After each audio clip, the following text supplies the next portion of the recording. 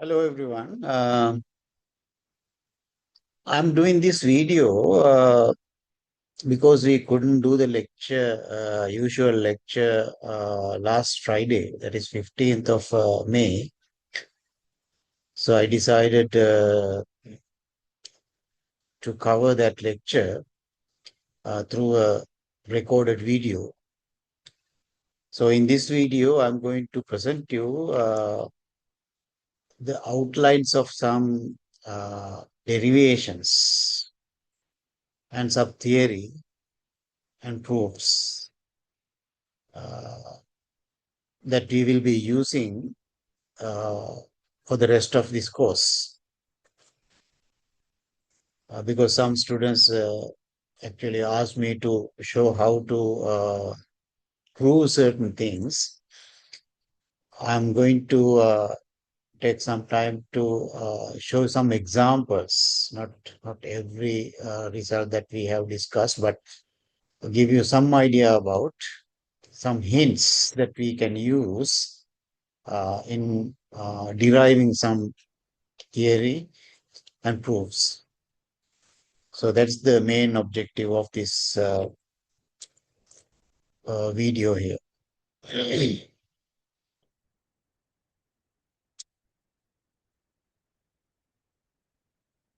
So let me start with one proof. For example, if you know that if some random variable has a binomial distribution, the probability mass function is given by ncx theta to the power x 1 minus theta to the power n minus x.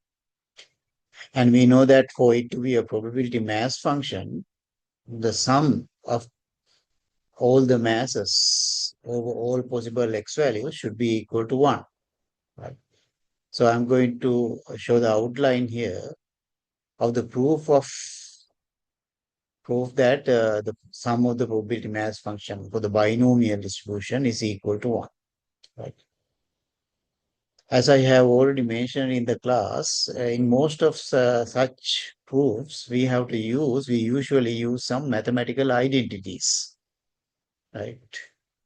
For example, in this proof, I'm going to use the mathematical identity that if you have two real numbers a plus b, and then a plus b to the power n can be written as a sum of these terms here, summation x from 0 to n, ncx, a to the power x, b to the power n minus x. That is a mathematical identity. Right? Let's look at how to get that identity also, because of how that identity comes also useful. So let us consider the term a plus b to the power n.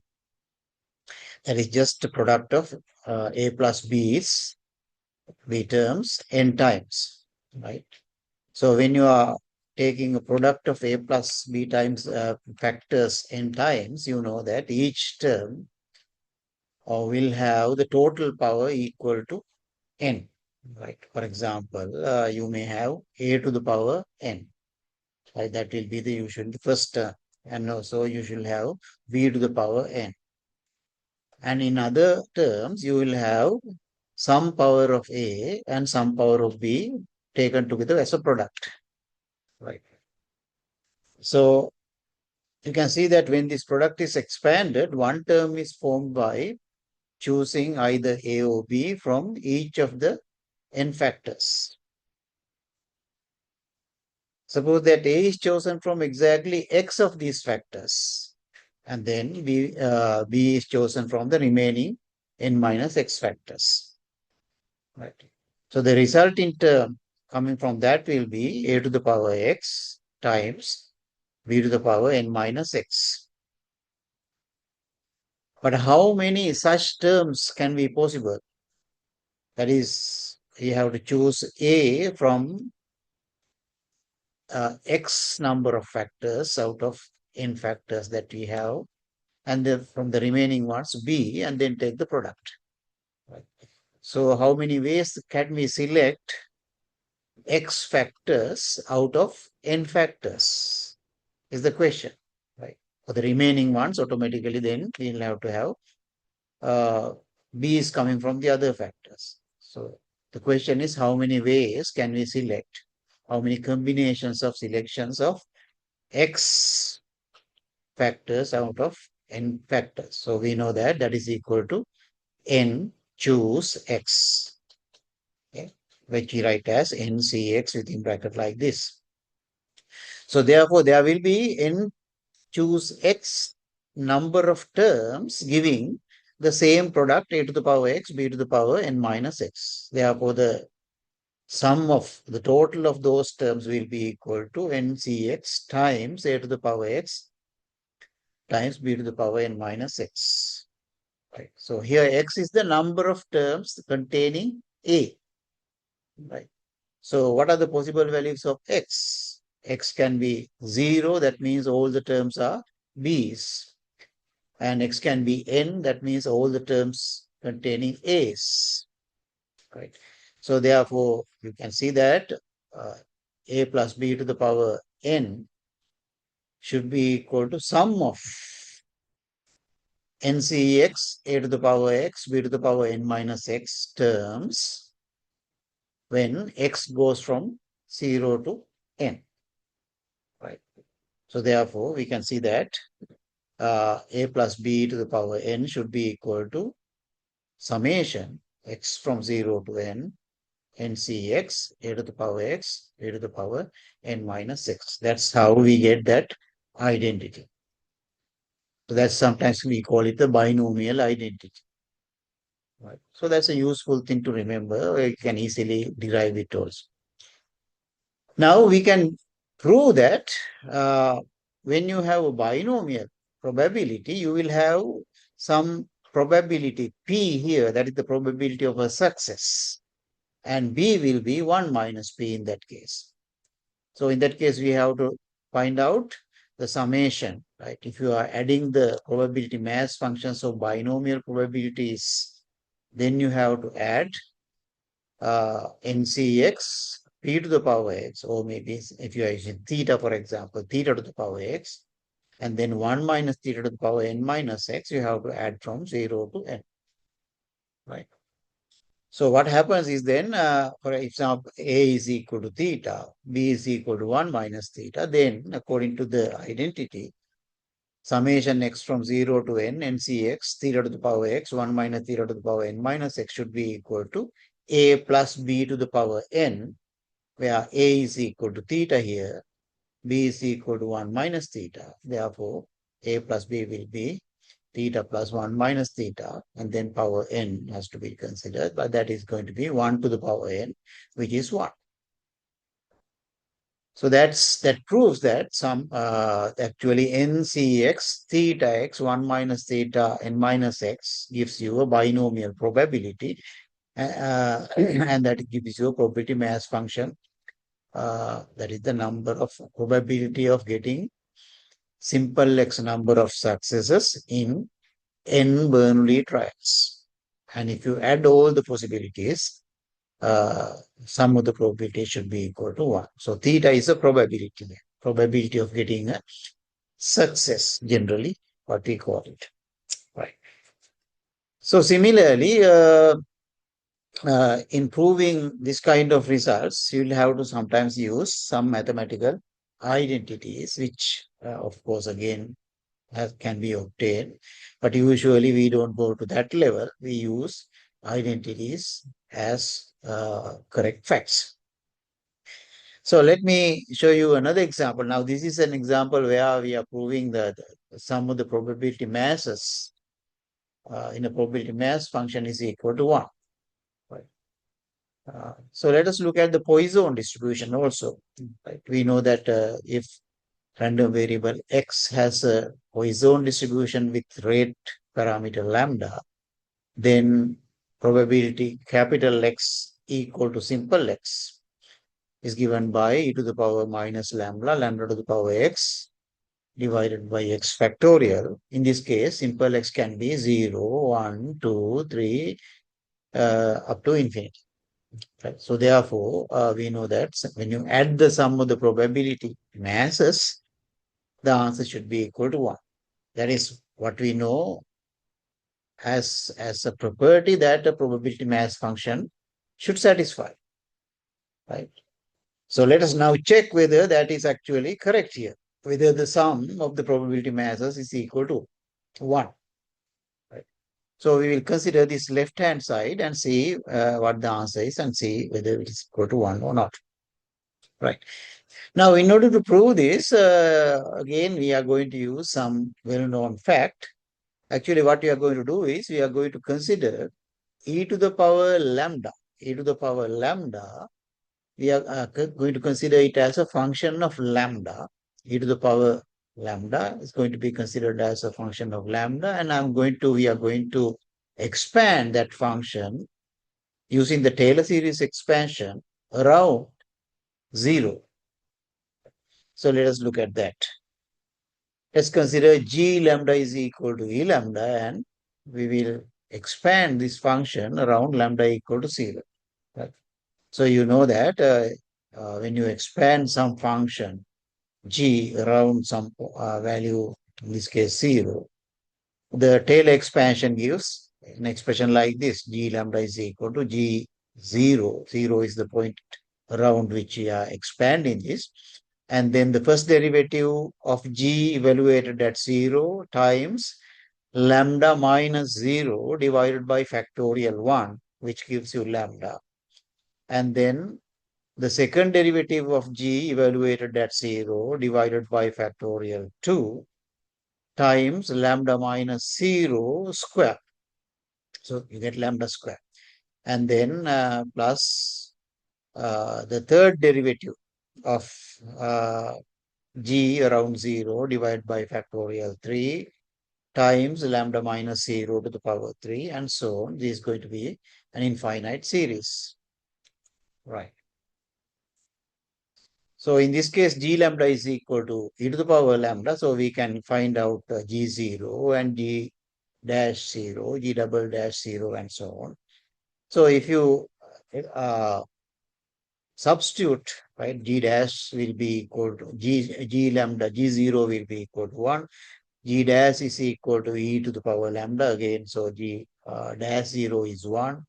G double dash is also e to the power lambda. So G double dash 0 is also 1, like that. So therefore, when you substitute e to the power lambda for G lambda, and when you substitute the corresponding terms here, this is the term that you are getting. E to the power lambda is equal to summation x from 0 to infinity, right?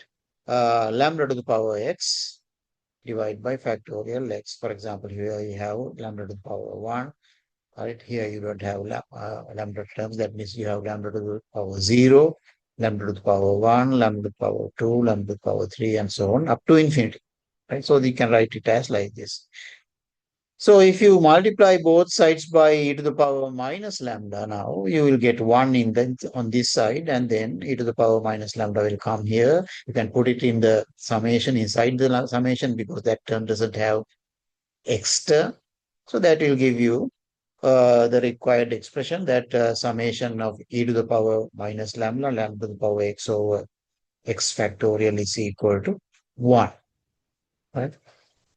So that again shows you that this is a probability. This gives you a probability mass function. This term here gives you the probability mass function. That is the probability that capital X is equal to simple x, where x will be generally the number of events in a given period of time, where the rate of occurrence in that given period of time is lambda. So that's how you prove these things. You can actually find out these kind of proofs nowadays very easily through some AI tools. Right. Now, so those two are some examples, two examples for the discrete case.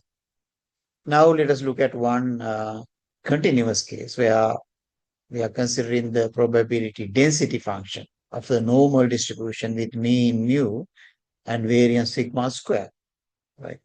So that function is given by this. And let's see whether the integration right? In this case, the random variable can take values from minus infinity to plus infinity.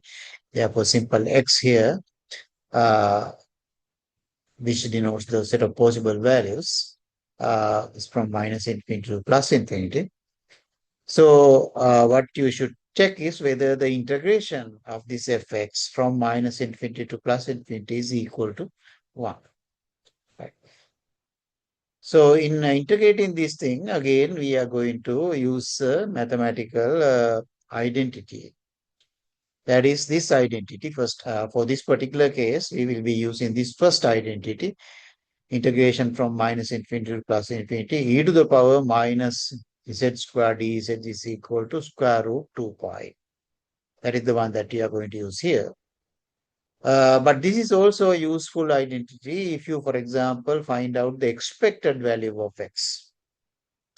If you find out the expected value of x, what you have to do is you have to integrate from minus infinity to plus infinity x times fx. Right? So x times fx has to be integrated from minus infinity to plus infinity to find out the expected value of capital X. Right? So if you find out that by using the definition, then you will need this identity.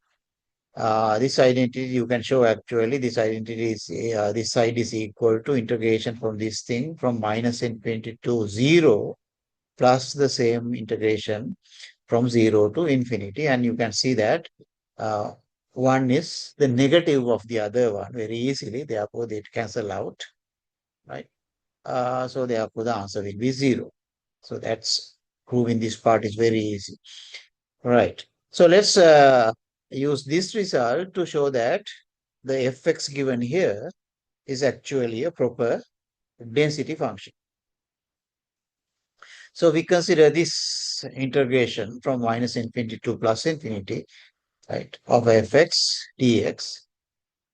So in this case, it's easy to do the integration. If you do a substitution, we will substitute uh, x minus mu. We'll take x minus mu over sigma as z. So then you'll have to substitute uh, x equal to mu plus sigma z. And the limits also have to be changed. But when x is equal to negative infinity, z is also negative infinity. When x is equal to positive infinity, z is also positive infinity. Therefore, the limits will be the same. Dx will be equal to sigma times dx, z. So if you substitute all these things, you will be integrating this. So this one is equal to this. So you can see that it has that the term similar to the identity that I showed you earlier, right? So you can write down this one as uh, you can take this 1 over root 2 pi out, and then you will have integration from minus infinity to plus infinity e to the power minus z square over 2 dz, which is equal to root 2 pi according to the identity, and therefore that those two is cancel out and give the answer 1. Right. Now, when you are calculating expected value and so on, you can also use sometimes the fact that integration over the of the density function is equal to 1, right? So when you are integrating, for example, one thing you can use is you can use the previous identity I showed you. But in some other cases, for example, in if you are showing find out the expected value of gamma distribution and so on, you will have to integrate the gamma x times the gamma density from 0 to infinity. So in that case, you will be able to use the fact that integration of the gamma density from 0 to infinity is equal to 1. Right. So that is a mathematical trick that you can use in most of the cases. Right. So as I mentioned, you can easily find out this kind of derivations nowadays from AI. So therefore, I'm not going to waste too much time. I just wanted to show you few examples. Right.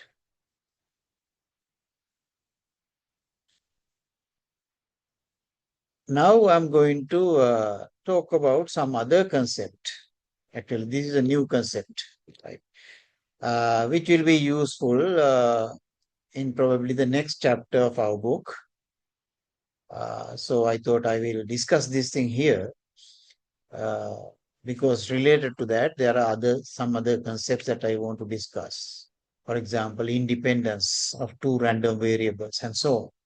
So in order to talk about independence of two random variables, first I need to have some idea about these joint probability distributions. In particular, joint probability mass function and joint probability density function. We already know what the probability mass function of a unique single random variable, and also what is the probability uh, density function of a single random variable, right? And we have discussed in the class why we cannot have a probability mass function when the random variable is continuous, and, and how to get the density function via the cumulative distribution function and so on. Here, actually, we will be extending exactly the same ideas uh, for multivariate case. Generally, you can talk about joint probability distributions not only for two variables, but generally for more than two variables also. But in this particular case, I'm going to consider only two random variables, so you can understand it can be extended directly to more than two random variables as well. So similar to the definition of the probability mass function of a single discrete random variable, we can define the joint probability mass function of two discrete random variables, say x and y, as follows, right? If you remember, in the single variable case, we used p and then subscript x. For example, if you have considering the random variable x, p subscript x is the name or the label for the probability mass function of x, and then within bracket there will be simple x, where simple x is any real number. Similarly, here we talk about the joint probability mass function of the discrete random variables capital X and capital Y. So the usual notation for the joint probability mass function is P subscript capital X comma capital Y. So that is the label or the name of the function. And then we evaluate that at a point in the two-dimensional plane, where the point can be written as X comma Y, where X is any real number and Y is any real. So that is the function, and the value of that function is given by the probability that capital X is equal to simple x and capital Y is equal to simple y. In other words, we are talking about the probability of the intersection of two events here. One event is the event that capital X is equal to simple x. The other event is the event that capital Y is equal to simple y. This comma here actually means the intersection. Right? So the joint probability mass function of two random variables evaluated at xy point is equal to the probability that probability of the intersection of two events, where one event is the event that x equal to simple x, the other event is y is equal to simple y. Right? So this is defined. This will be non-zero whenever there is a non-zero probability. That is the probability that this event can happen. If the event can happen, then always there obviously will be a non-zero probability. Otherwise, if that event cannot happen, then the probability will be zero, right? So this probability mass function will be always zero or larger than zero. Of course, it's a probability, therefore it has to be less than or equal to 1 as well, right? So this is again a certain probability function, right? Probability function. So it also should satisfy all the properties of any probability function, right? So therefore, in general, this probability function should satisfy all the properties that should be satisfied by any probability function, which are the value of the function whenever you evaluate it at a point should be greater than or equal to 0. And when if you consider the sum of the probability masses, joint probability masses over all possible xy points, the answer should be equal to 0. Sorry, it should equal to 1, equal to 1. And then if you consider any subset of the real plane, say capital A, then the probability that xy belong to A should be given by the probability sum of the probability mass functions when you add those probability masses over all possible xy points in this set A. Right. So these are the general properties of any probability mass function, because Pxy is also a probability mass function. It also should satisfy these conditions. Right.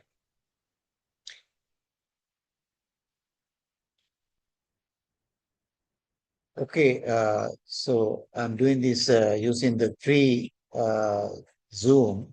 It usually gives me only 30-minute session. So my session is coming to an end for the first one. So I'll stop here and then come to this thing in the next session. Okay.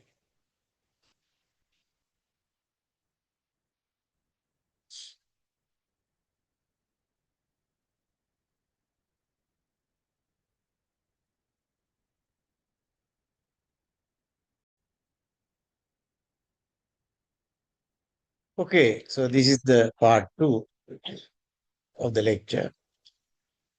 So in the last part, we discussed about the joint probability mass function. Now you know that you cannot define a probability mass function for a single continuous random variable.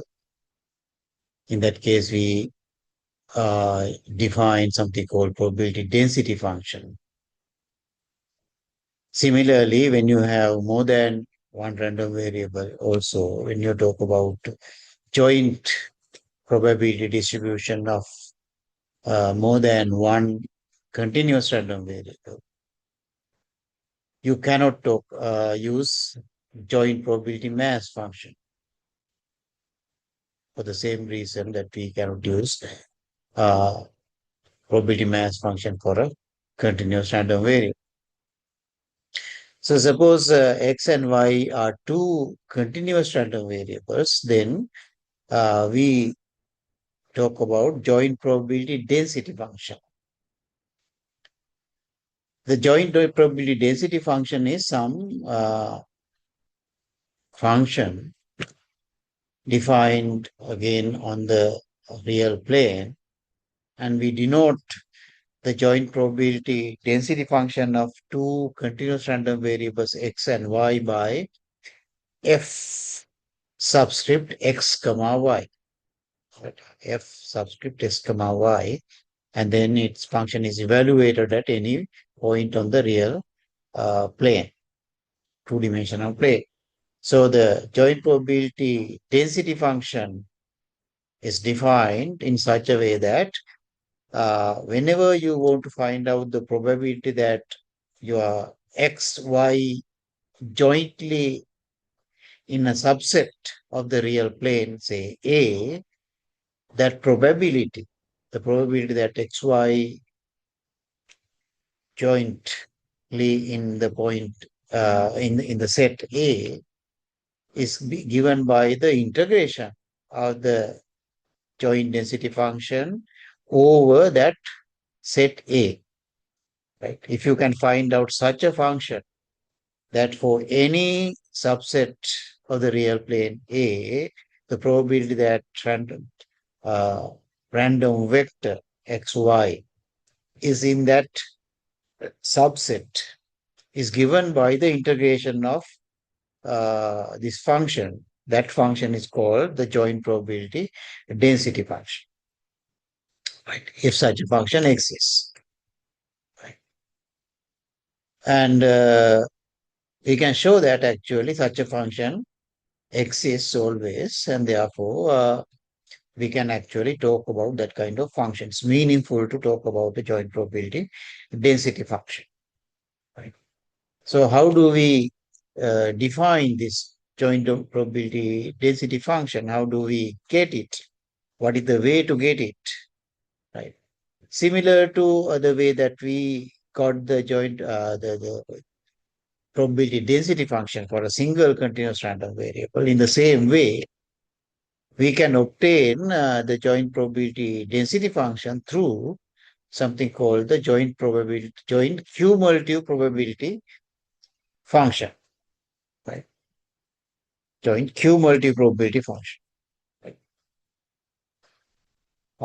So let's look at that function first, and then we will come back to the joint probability density function. So the definition of the joint cumulative distribution function, right? In the single variable case, we call it the cumulative distribution function, CDF. Now we are talking about joint CDF. So the joint CDF of two random variables x and y is defined as this. The notation is capital F now. Capital F subscript x comma y evaluated at any point, simple xy in the real plane, is defined as the joint probability of two events, right? The probability of the intersection of two events. One event is capital X is less than or equal to simple x. The other event is capital Y is less than or equal to simple y. So the value of this cumulative uh, joint cumulative distribution function is equal to the probability of the intersection of these two events. What are the events? One event is the event that x less than or capital X is less than or equal to simple x. The other event is capital Y is less than or equal to simple y. Right. So that is how you define the joint cumulative distribution function. The joint cumulative distribution function gives the probability that both random variables simultaneously take values less than or equal to specified values, simple x and simple y, respectively. Right. So this definition actually can be applied not only for continuous random variables, we can apply it for discrete case also. But in defining the joint probability mass function, we didn't want this function. We were able to directly define the joint probability mass function. But in order to define the joint probability density function, we need this one. So that's why I discussed this here. But remember, this is valid for two discrete random variables as well. One thing you have to notice is that you have to consider the event that x less than or equal to simple x and y less than or equal to simple y, right? So the probability of the intersection of those two events is the value of the joint CDF. Especially this equal sign is very important when you are dealing with discrete random variables. When you are dealing with continuous random variables, as you know, it doesn't matter whether you have equal sign or not here, the value will be still the same. But especially if you are defining this for the discrete random variables, then this equal sign here is very important, right? So remember that.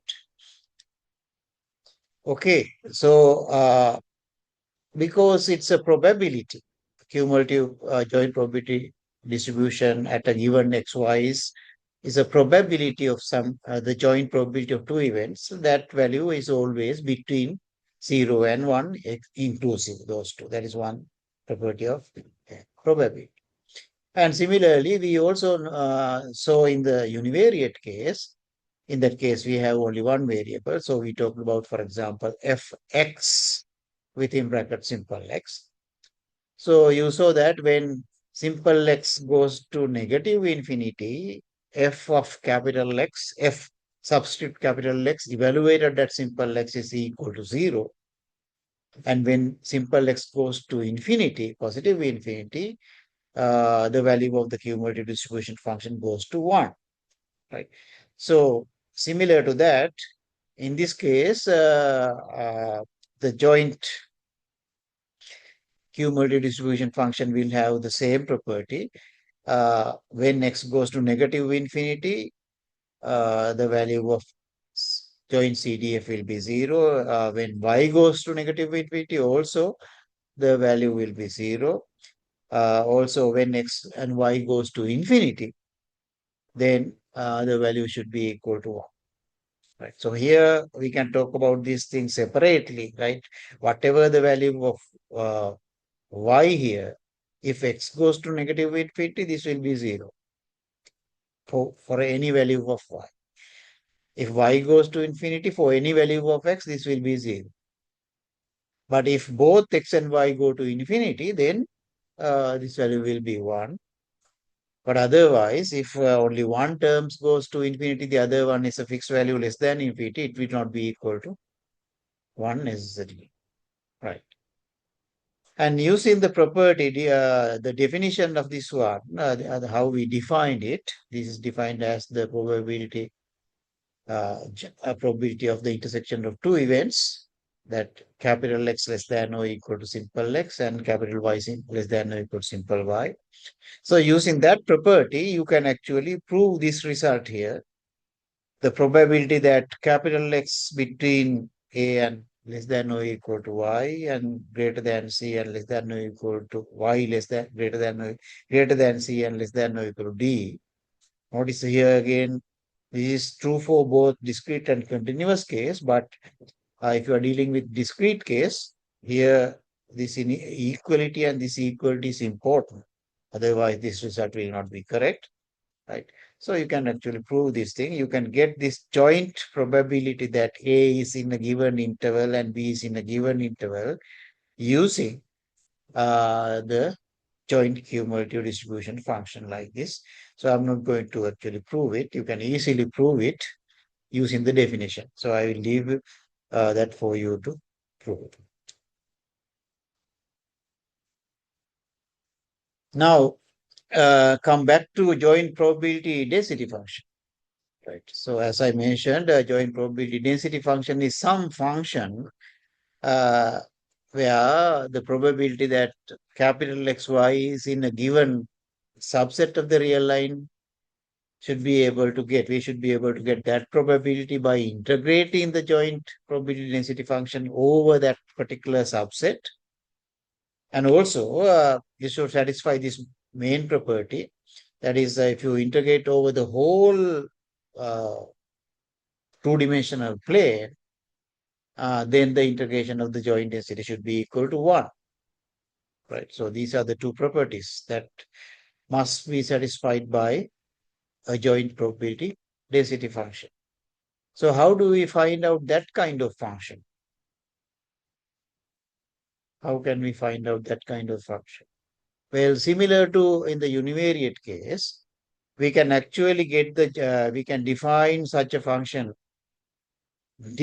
through the joint cumulative distribution function, that is capital F, xy, right?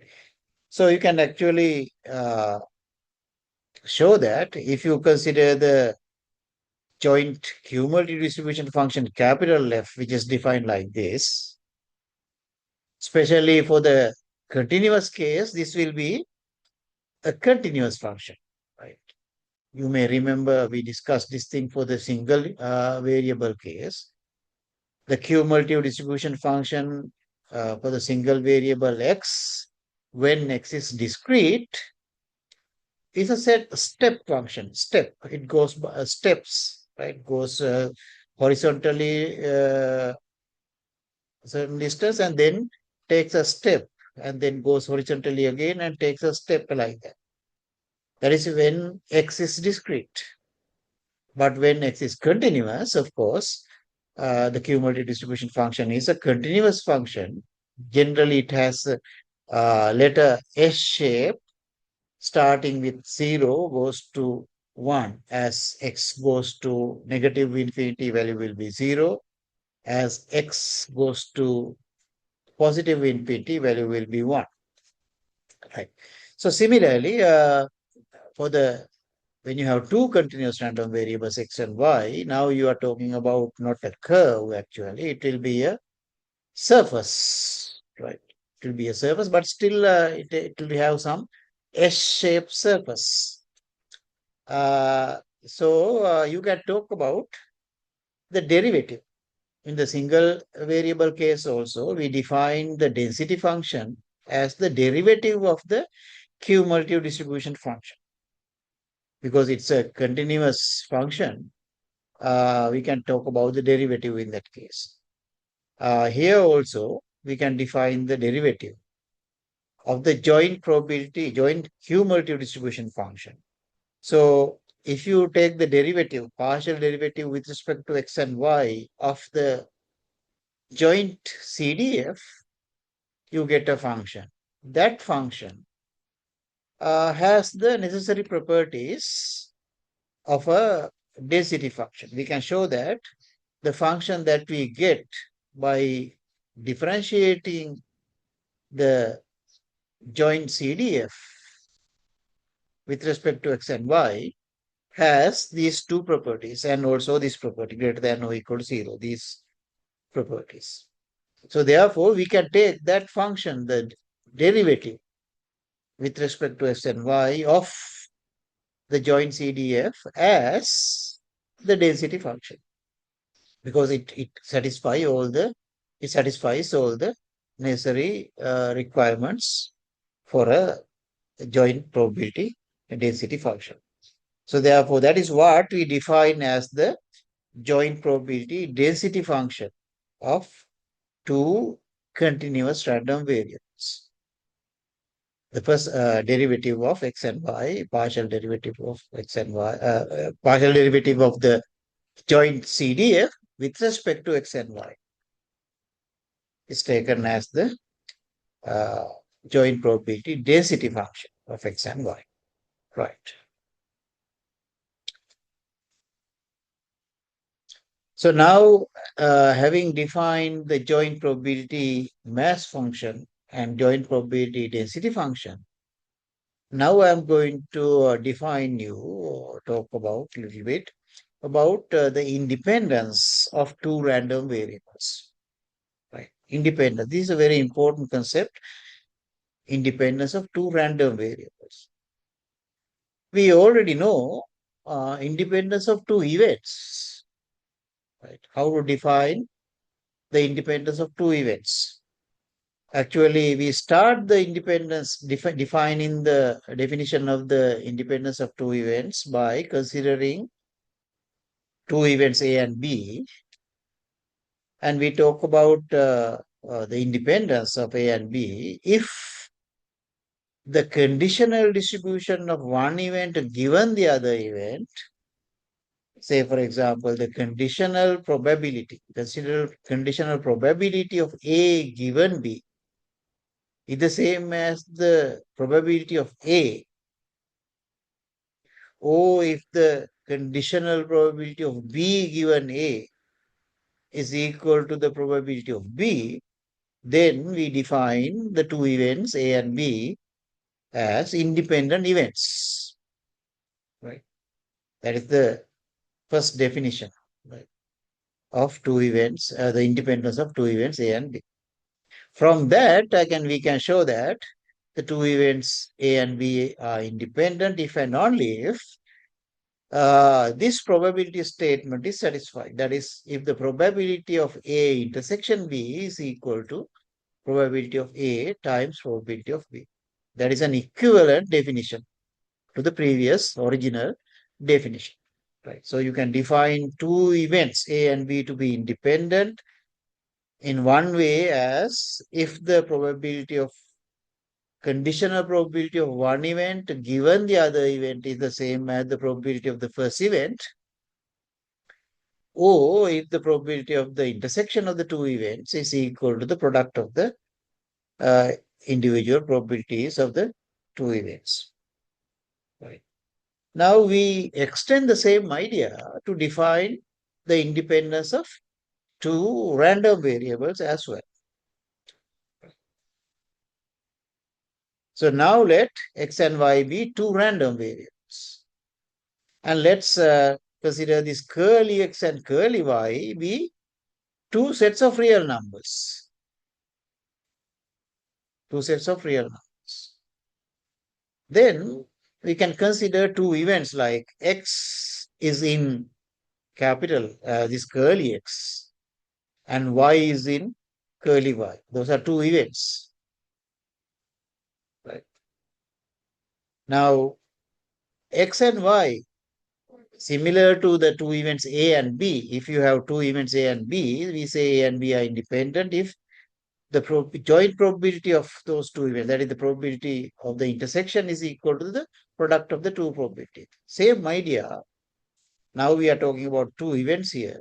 So these two events will be independent if the probability of the intersection of those two events, probability of this event and the other event. Here, instead of intersection, I use comma here, because usually for continuous random variables, we use, when we write down the events in terms of random variables, we use comma usually, that's why.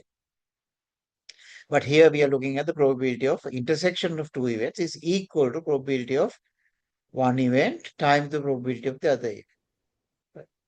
So we can define x and y, two random variables, to be independent if the probability that x is in this set x and y is in this set is given by the product of the two probabilities, corresponding probabilities.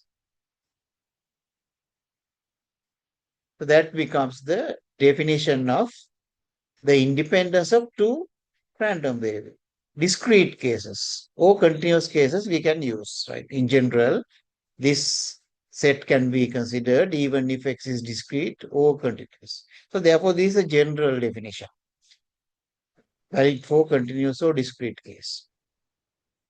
The probability random variables x and y are independent if the probability that x belongs to some subset of a real line and y belongs to y is in some subset of real line. The joint event, the probability of joint event is equal to the probability of product of the probabilities of individual events. If that happens, then we say x and y are independent. This should be true for any, not only a particular two subsets, curly x and curly y, right? We say x and y are independent if this expression is true for any subset x and any subset y in the real line. So that is a very strong requirement actually, not only for a particular set, for any set, right? So if, for example, if you want to show that two random variables are not independent, it is enough to show that this expression is not satisfied for a particular one single x and y, then that is enough to show that it is x and y are not independent. But this definition is difficult to use to prove that x and y are independent, because in that case you will have to show that this is true for all possible x's and all possible y's, curly x's, curly y's, and which is difficult to prove, but that is the definition. Okay, so now let us look at the definition of independence, which is more practical to check when x and y are discrete and continuous, two cases separately. Right. So for a particular, when the random variables x and y are discrete, instead of a general event here, let's consider the event that x is equal to some simple x and y is equal to value simple y. Right. So this is my event A now, this is my event B. And then in that case, if x and y are independent, this also should satisfy the probability of the A intersection B should be equal to probability of A times probability of B for all XY pairs. Right? For all XY pairs, where X is any real number and Y is any real number. So that is what we use as the usual definition of the independence of two random variables. This is much easier. I mean, this is easier than the previous one to check, right? Because here we are considering individual points rather than sets. Right? So probability that x is equal to simple x and y is equal to simple y should be equal to probability of x equal to simple x and capital Y is equal to simple y for all xy pairs where simple x is a real number and y is a real number. If that happens, then we say capital X and capital Y are independent. Otherwise, if this is not satisfied for at least one pair of xy, then of course x and y are not independent. Right. So that is the definition of the independence of two random variables when the random variables are discrete. Now, in order to talk about the independence of continuous random variables, we cannot use this definition. Why? Because in case of continuous random variables, actually we know that probability x equal to some value is 0. Probability y is equal to some value is 0. And this also will be 0. So this will be just telling me 0 equal to 0. And there's nothing to check. Right. So therefore, this is not a useful condition to check whether define the independence of two continuous random variables. So therefore, I have to now go back to the general definition and maybe consider some easier particular case coming from that general definition. Right. So now, because of this reason, for any simple x and simple y, the probability x equal to simple x and probability y equal to simple y is 0. For the continuous case, we cannot use the same definition that we used for the discrete case to define the independence. So instead, we will go back and look at the general definition. And now we will take as this particular curly x and curly y two particular events. Let's say curly x set is equal to the set that x less than, this is an event actually, right? X less than or equal to simple x and y less than or equal to simple y, right? So now look at, so according to the general definition, then if the two random variables are independent, then for this x and this y also, the general definition should satisfy. So therefore, the probability x less than or equal to simple x and y less than or equal to simple y should be equal to probability x less than or equal to simple x times the probability y less than or equal to simple y. Now we know according to the definition of the cumulative distribution function, this means capital F of xy evaluated at simple x and simple y should be equal to the product of individual cumulative distribution functions. Right.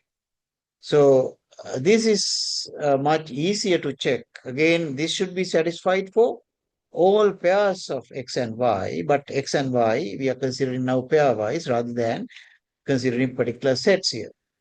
Right. So this condition is easier to check rather than the general condition. Right. So therefore, we define the independence of two continuous random variables as random variables are continuous if this condition is satisfied.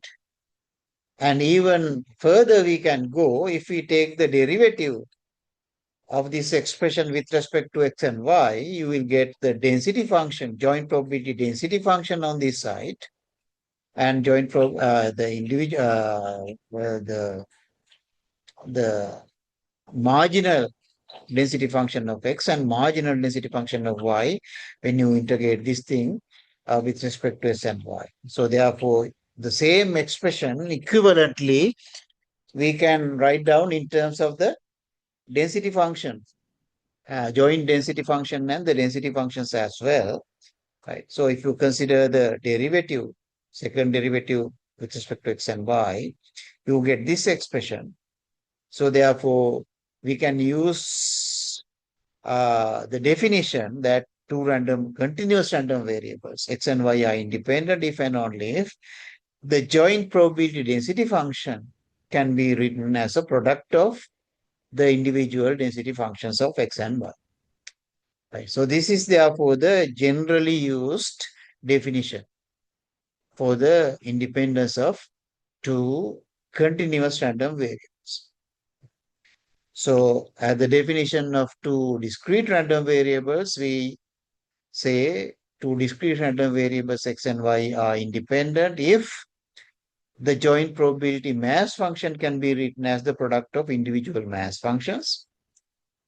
The two random variables x and y, continuous random variables, are independent if the joint probability density function of x and y can be written as a product of the individual density functions. Okay. So again, I will take now a break because the time is over. I will continue from there in the next session.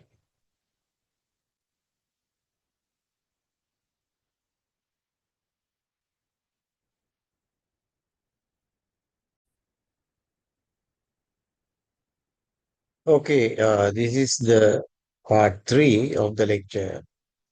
In this section, this part, we are going to look at some important results, especially when the two random variables are independent. So the first one is if two random variables are independent, then the expected value of x times y is equal to expected value of x times expected value of y, provided the expectations exist. Why do we need this expression, provided the expectations exist? Because there are situations where expectations of single random variables do not exist. Right? I have given you some examples also. For example, if um, x has a Cauchy distribution, which is the same as T1 distribution, in that case, expected values are undefined. So there are certain mathematical examples where mathematically expected value doesn't exist. So in that case, this definition is not meaningful. But this is meaningful most of the practical cases where the expected values are do exist. Right.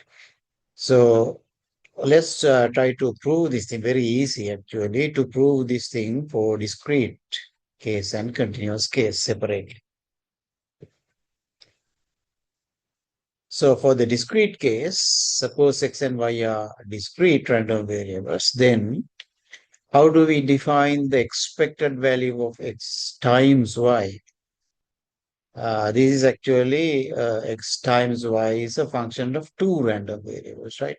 So you will, by looking at this thing directly, you will see that this is a direct extension of the univariate case. So let me remind you the univariate case. So in the univariate case, you know that if, for example, gx is a discrete random variable, suppose gx is some function, then gx is also a random variable. So we can talk about the expected value of gx. So how do we define expected value of g of x if x is discrete?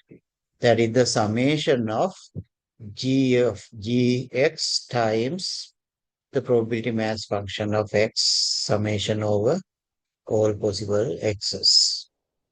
On the other hand, if x is continuous, then we define the expected value of gx as the integration of gx times the density function, probability density function dx over the set of, in this case, a continuous set, usually set of x's, right?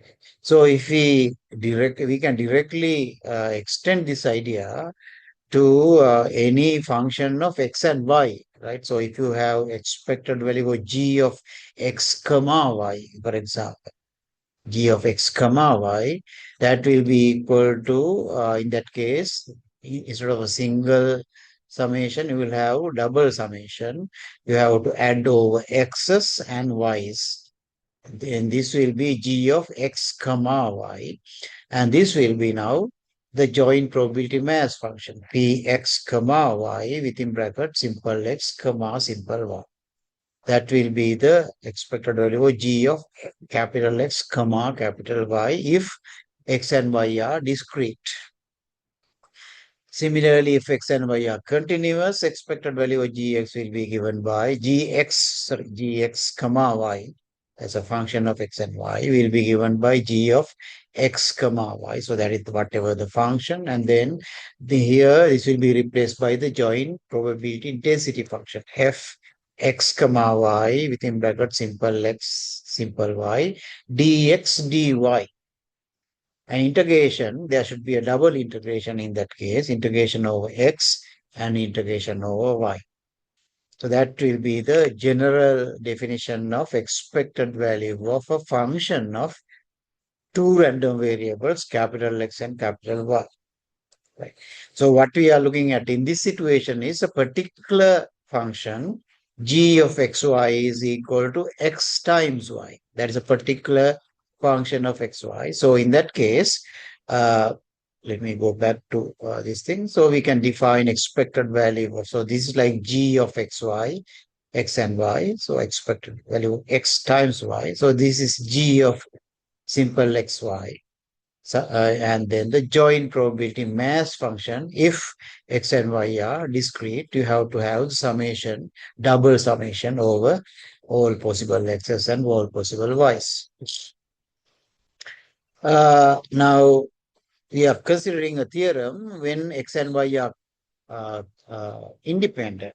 If x and y are independent, we know that we can write down this joint probability mass function as the product of two mass functions. So in that case, joint probability mass function will be the product, and therefore we can replace it here, right? Like this.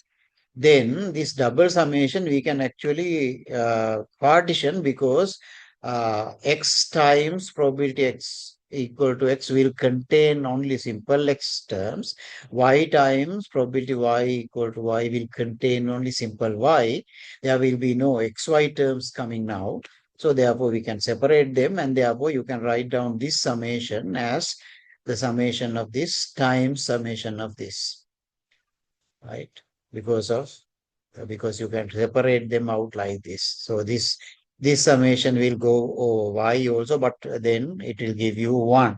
And when this summation goes over x, this will give this summation times 1 will be the answer, right? So therefore, you can show that this is equal to expected value of x times expected value of y. And the same idea can be used to prove the theorem when x and y are continuous, but now expected value of xy is equal to the double integration of x times y times the joint probability density function with respect to x and with respect to y. Now, when x and y are independent, this joint probability density function can be written as the product of individual densities. So therefore, again, this one, expected value of x times y, can be written as this. Again, in the same, using the same argument as before, x times fxs contains only x terms, and then that can go with dx, and y times dy contains only y terms, they can go, that can go with dy. So therefore this double integration can be written as a product of two integrations like this, and that will give you expected value of x times expected value of y.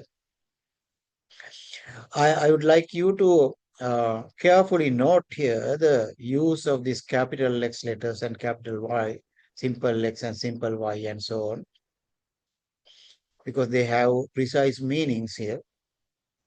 For example, here capital X and capital Y are random variables. Therefore, XY is itself a random variable. That is why expected value, talking about expected value, will be meaningful. Otherwise, for example, if somebody writes down simple X and simple Y, usually we use in our notation, we have a convention of notation. In our notation, we use simple English letters to denote either some known constants or observed values of random variables. So in that case also they are known constants. So if you, for example, somebody writes down expected value of simple xy, that will be the expected value of a known constant. In that case, the answer will be simple xy, not this thing. Right.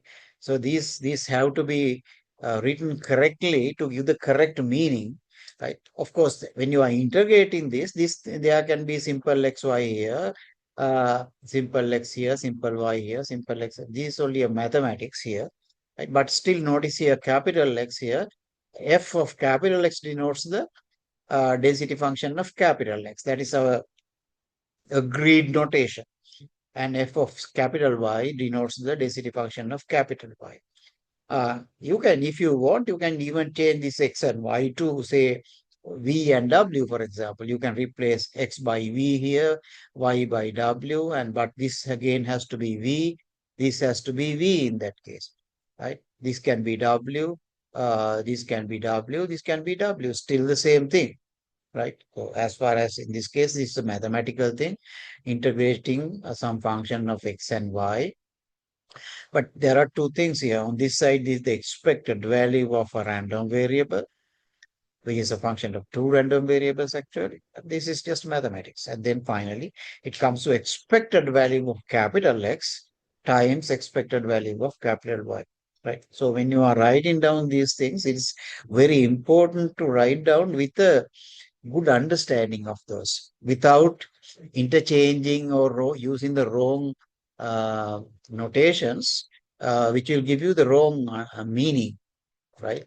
So, because when you are talking about random variables, we have decided to use, whenever possible, to use capital English letters to denote random variables, right? If there is an exception, in that case, we can just mention it and use.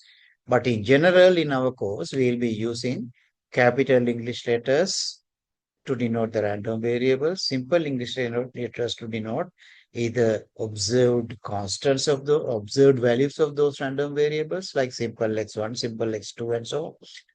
Or like letters like A, B, C to denote simple English letters A, B, C like that to denote some known constants.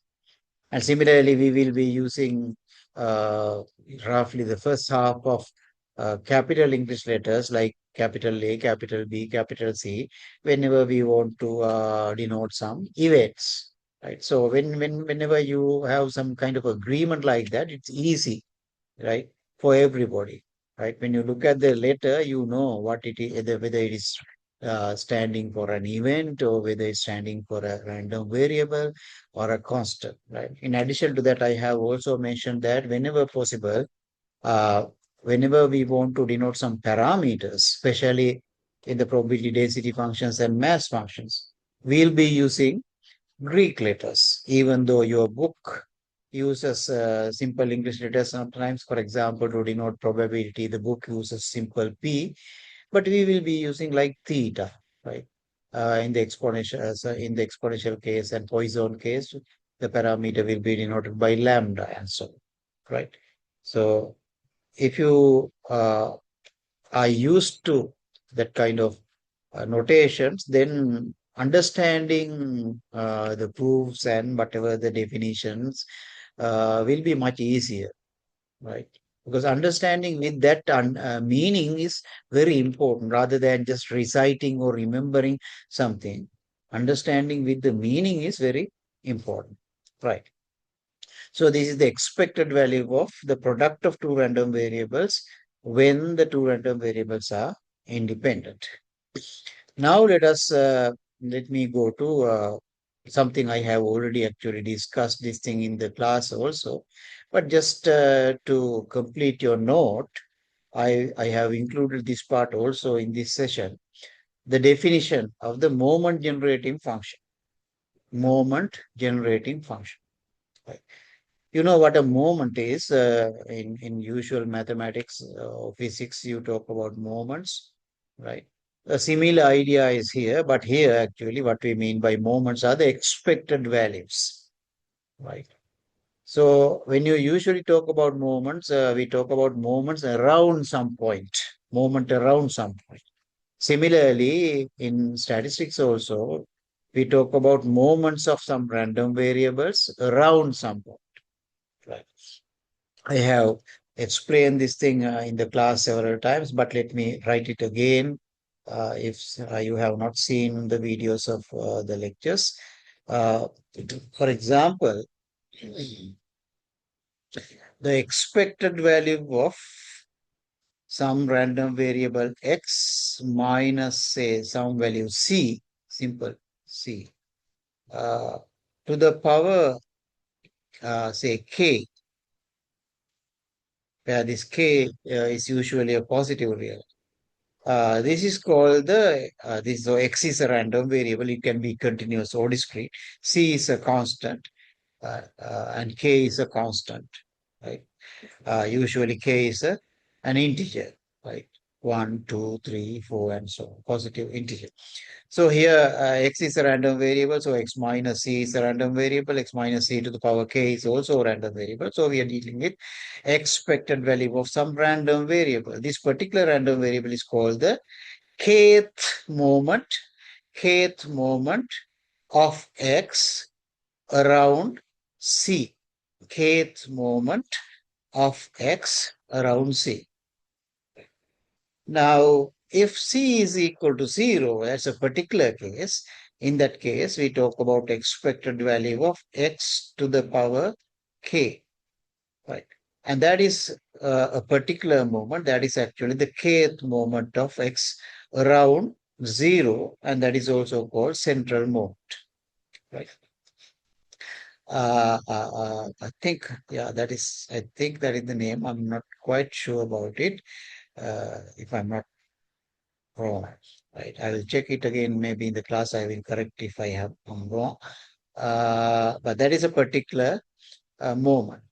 Right? So this moment generating function that we are going to talk about has the name moment generating function because from that function we can find out these moments, right? We can find out these expressions for these moments. For example, directly we can find out expected value of x to the power 1, which is the same as expected value of x. Right? I don't know whether I change my, I think probably, yeah. Mm.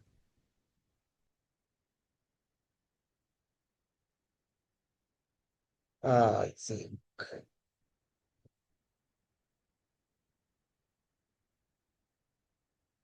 yeah, it seems I am using correctly, sharing this. I forgot that whether I shared it or not. Yeah, okay.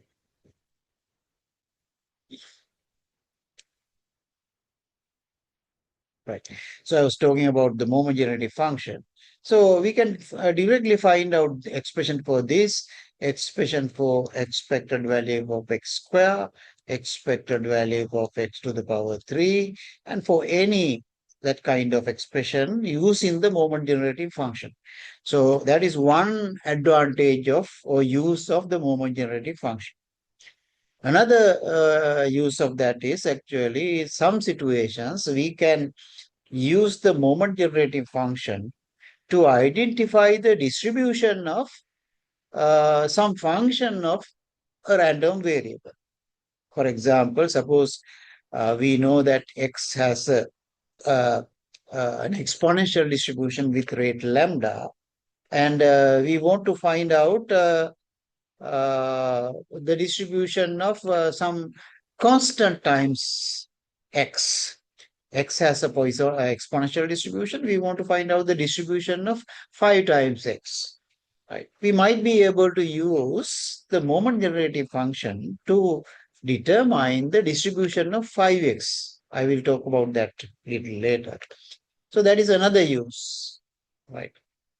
So therefore, let us first look at the definition of the moment generative function and then show that it actually generates the moments. Right. So this is how we define the moment generative function. The notation of the moment generating function of random variable x is capital MX, M subscript x. That is the notation, right? So we calculate this quantity at a real number t, right? So this t is a real number. So therefore we denote it by mx within bracket t. This is the definition. This is how we define, right? The moment generating function of x evaluated at t is defined as the expected value of e to the power t times x. Notice here x is capital. T is a simple number, simple letter because it's a non-real number, t, right? X is a random variable. So this whole thing is a random variable. So we can talk about the expected value, right? So that is the definition, right? In general, we talk about this for a general real number, but in a particular case, we may have to look at only a subset of the real number for this to be meaningful, right? But in general, we can talk about a real number, t, right? Okay, now it says this is defined as this provided that the expectation exists for t in an open interval containing 0, right? So there's a little bit of mathematics. I'm not going to talk it in detail, which is usually satisfied, right? Exists in an open interval containing 0. But what it generally means, what if it exists, right?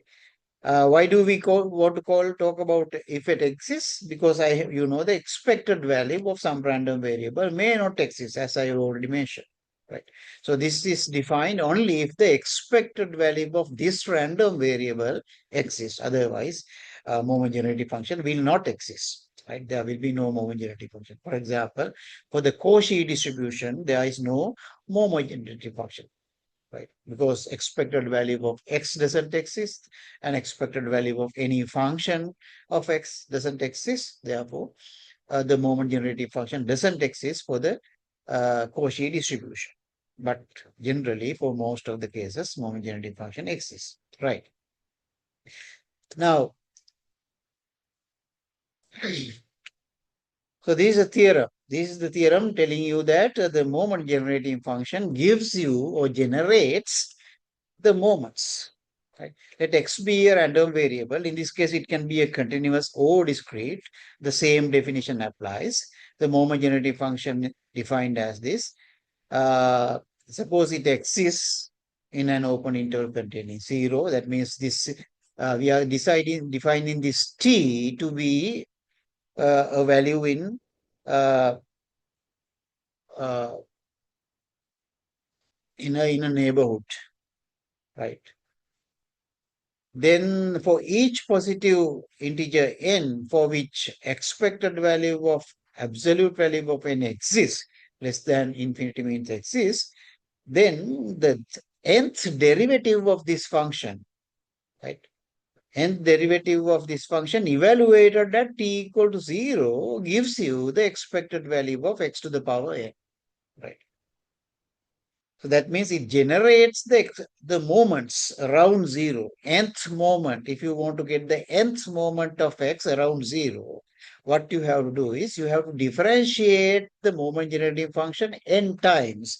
Take the nth moment of the moment generating function with respect to t, and then once you get that, put t equal to 0. That means calculate the nth moment generating function at 0. So that's why we need this condition here. It should exist in a neighborhood of 0 for us to be able to calculate the derivative at 0. Right? If the moment generating function doesn't exist in a neighborhood of 0, then the derivative will not exist, may not exist, and therefore we will not be able to talk about this quantity. Right? So that is why this requirement is necessary here. Right.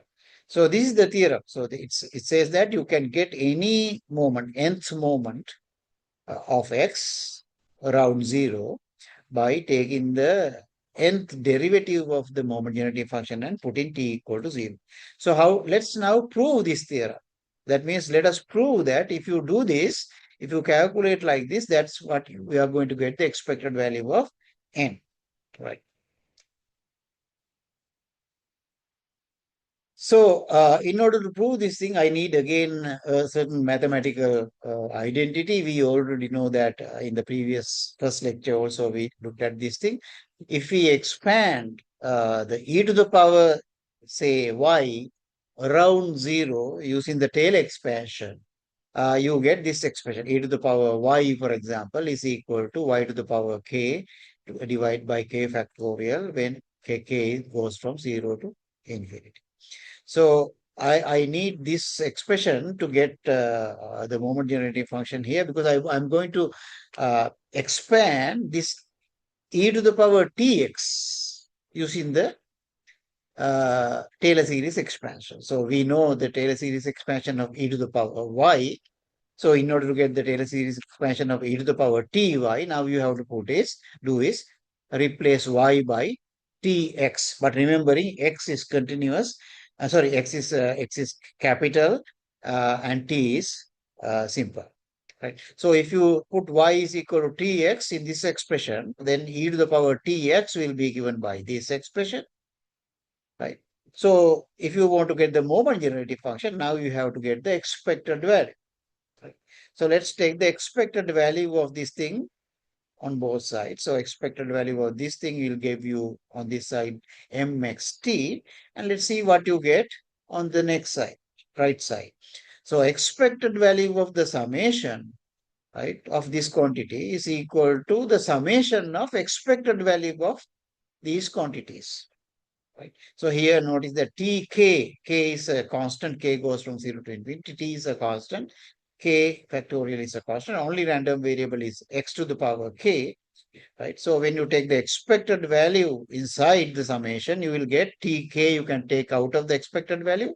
So t to the power k, expected value of x to the power k, x to the power k, whole thing has to be taken together. You cannot take expected value of x and then put k, is wrong, right? Xk is one random variable, x to the power k is single random variable. So that random variable has to be considered when you are taking the expected value, and then k factorial is a constant. You can take it out of the expected value. So therefore, you will have, first of all, expected value of this, and then you can take the expected value inside, then you will have this, right? So now let us differentiate, right? Let's differentiate this thing with respect to t once. So d over dt will be given by this thing. This is now, this doesn't have t, so that will stay the same as a constant. Expected value of x to the power is a power k is a constant, right? Because I have explained this thing as a population mean of, right? So here the mean of x to the power k, that's a constant. Only thing that t has this one. So when you differentiate this thing, you get k times t to the power k minus 1 divided by factorial k, which is simplified to this term. You notice that when t is equal to 0, the first term disappears. So therefore, you can write down, sorry, I made a mistake. Yeah, actually, when you can write down this thing from k from 1, because when uh, t is equal to 0, k is equal to 0, this term will here disappear.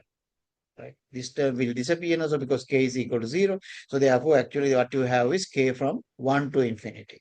Right? But this can be simplified, this thing, because this k and this one term here, k cancels out. So we'll have is k minus 1 factorial. Right? So that's what the first derivative of mxt. When you put t equal to 0 now, right? All the terms here have t. So all the terms will be 0 here, except k equal to 1 case, right? When k equal to 1, you have t to the power 0 divided by factorial 0 to the power times the expected value of xk. Only that term will remain. All the other terms will have t. So when you put t equal to 0, all those terms will be 0. So therefore, out of this summation, when you put t equal to 0, only expected value of x to the power 0, x to the power 1 will come, because summation goes from 1. No? Yeah. T equal to 0, k equal to 1 term will be remaining. All the other terms for k equal to 2 will be vanishing because t equal to 0. When k equal to 3, the term will be vanishing because t equal to 0 also. Right? So you will get mx, the first derivative evaluated at 0 will be expected value of x. Now, if you differentiate this thing again with respect to t, again you will have k minus 1 times t, and then k minus 2 power divided by factorial k minus 1. So k minus 1 and k minus 1 will cancel out, right?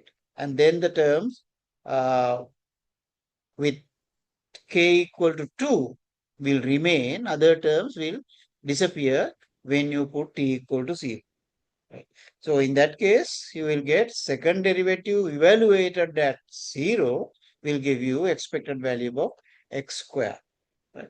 So it's like that. You can show that when you differentiate n times and put t equal to 0, you will get expected value of x to the power n. Right. That is the nth moment of x around 0. Right. So that is why we say this moment generating function generates the moments. Therefore, we call it the moment generating function. Right. There's a very important property of this moment generating function, which is very useful. That is called the uniqueness property. Uniqueness property. That means, suppose, for example, two random variables x and y have the same moment generating function. Right? Suppose x and y have moment generating function mxt and mxt and myt.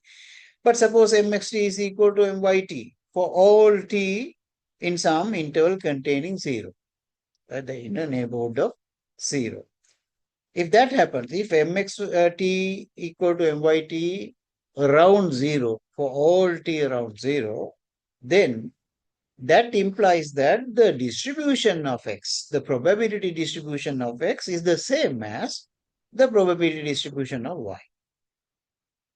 In other words, what it says is that for a given distribution, there is only one unique moment generating function. On the other hand, for a given moment generating function, there is only a one unique probability distribution.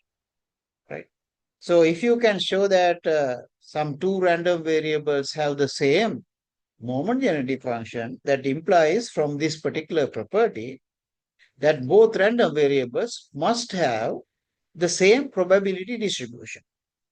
Right? So this is a very important property which we are not actually going to prove, because the proof is a little bit mathematically demanding and which is not going to be discussed in this class. But we will use this fact later on to show certain results. Right? So this is called the uniqueness property of the moment generating function. Right. Now I will tell you two important mathematical properties which is going to be useful when you are finding particularly the moment generating function of some functions of random variables. For example, suppose you know that y is a function of x, and you know the moment generating function of x, and you want to find out the distribution of y. Right? In other words, suppose you know the distribution of x. If you know the distribution of x, you know the moment generating function of x as well, or you can find it out. Now, using the moment generating function of x, you can derive the moment generating function of y. And then using the uniqueness property, sometimes you are able to identify the distribution of y. Right? So this is a technique that can be used to identify the distribution of some transformation of a random variable. Not always, but sometimes it is useful. So this technique is called the moment generating function technique. Right? So in finding the moment generating function of y, which is a transformation of x, these results are important. Right? So suppose, for example, x is a moment generating function. Suppose either you know the distribution of x, in which case you can find out the moment generating function of x, or suppose you already know the moment generating function of x, which is mxt. And now suppose, let us consider a linear transformation of x. Let's say y is equal to ax plus b, where a and b are two real numbers. Right? Then we can directly get the expression for the moment generating function of y using the moment generating function of x like this. Moment generating function of y evaluated at t is equal to, here I have made a mistake. This should be e to the power bt, not b to the power et. This should be e to the power bt and then moment generating function of x evaluated at a times t. This is not the English word at. This is a times t, where a is this constant, b is this constant. Right. So I'll come back to this thing in the next part because the time is coming to an end. Right. And we will use another property also. And then we will use this uh, moment generating function technique to identify, as some examples, to distributions of some functions of random variables. So that will be discussed in the next part.